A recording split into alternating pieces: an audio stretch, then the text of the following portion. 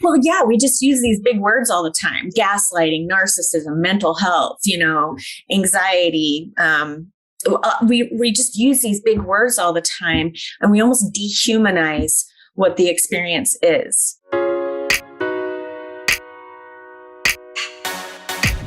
The term mental health is so broad, but what can we do to narrow the focus, I guess, and not, it's been something we've needed to talk about, but now I feel like it's just kind of thrown out there.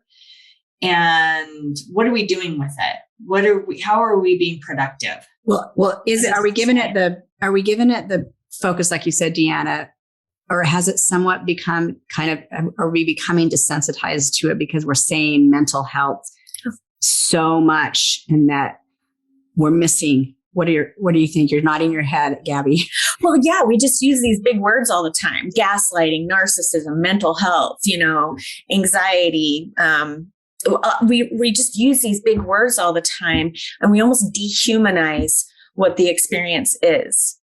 Right? If you think of something like narcissism, it's such a big, huge word that basically we're forgetting that there's a human being.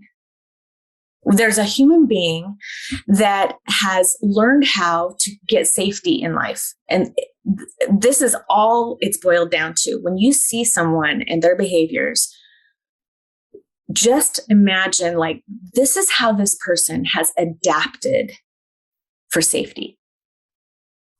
And a narcissist could be just a child that had so much exposure to criticism at a young age, right?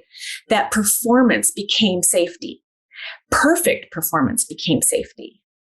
And then guarding that perfect performance became safety in a relationship, right? It helps you have more compassion, I think, when you understand that the behaviors we see in people are adaptations.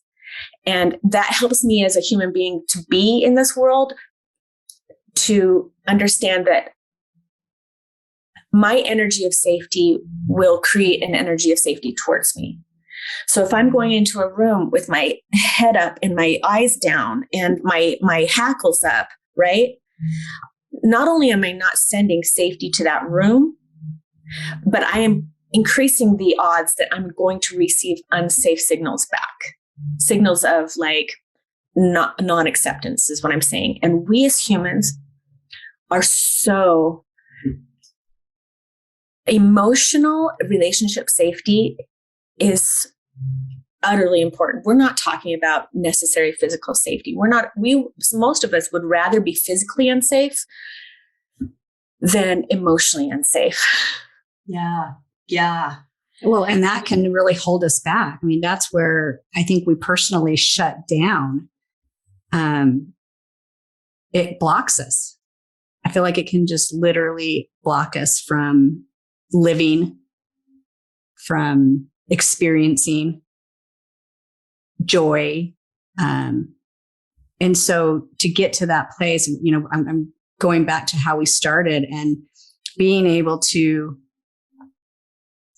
be open, being vulnerable.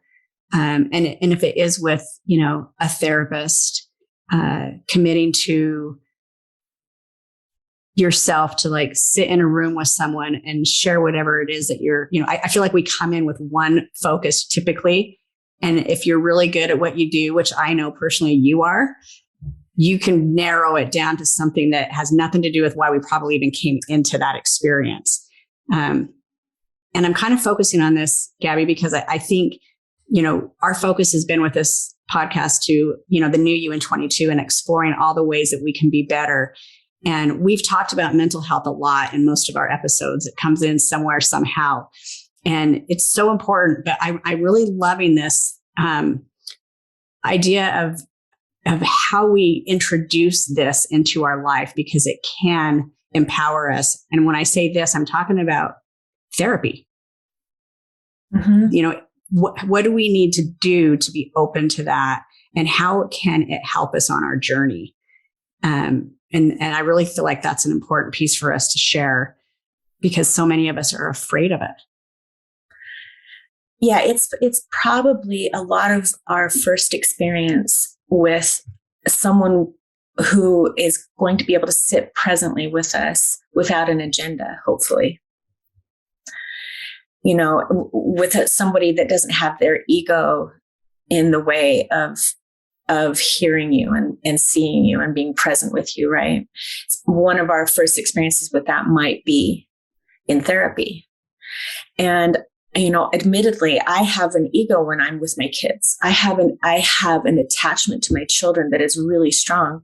So I have an agenda for them.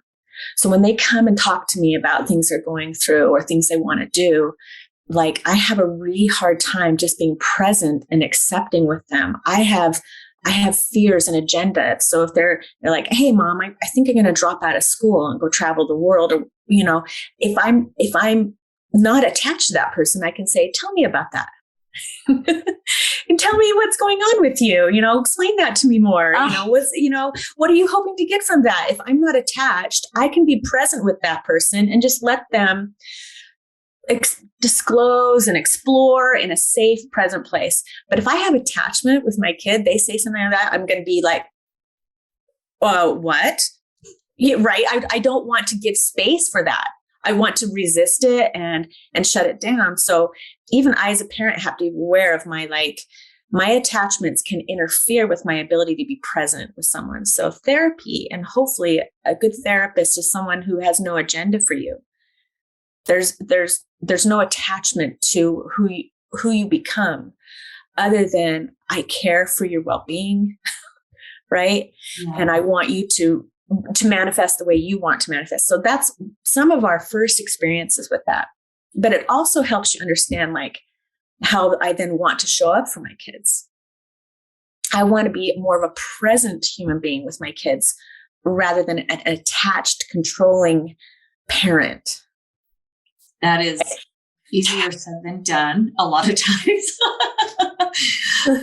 Learning so much. I know. And Gabby, I just want to say, you said something even earlier, now that you're leaning in, you know, going into this, you said something earlier that I learn along the way. I have learned with my children. I've learned with clients. I feel like, and I don't know if it's my age, if we're in a season of spiritual or mental growth, like, I feel like the last few years have been an opportunity where we're talking about emotions more. We're talking about feelings. We're talking about stressors, anxiety, depression. We're talking about all those things, which I think is such a beautiful thing that we are.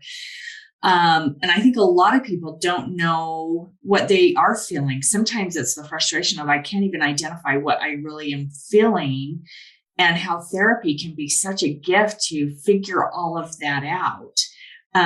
So I love where you're going. And I mean, I guess I don't know if I'm derailing, but I'm just talking about the level of communication in our world has definitely really honed in on where are we emotionally. Christy mentioned burnout earlier, and I think a lot of people are feeling a lot of burnout. It's not necessarily physical burnout, it is emotional burnout. And how do we help people deal with emotional burnout as well? That's a question I have, but I love going down. What you just said is creating a safe space that somebody can go, and you know that person's not going to hurt you, and they're there to help you. And if you can get over that initial hurdle of just making the appointment, finding somebody, and what a beautiful gift it can be.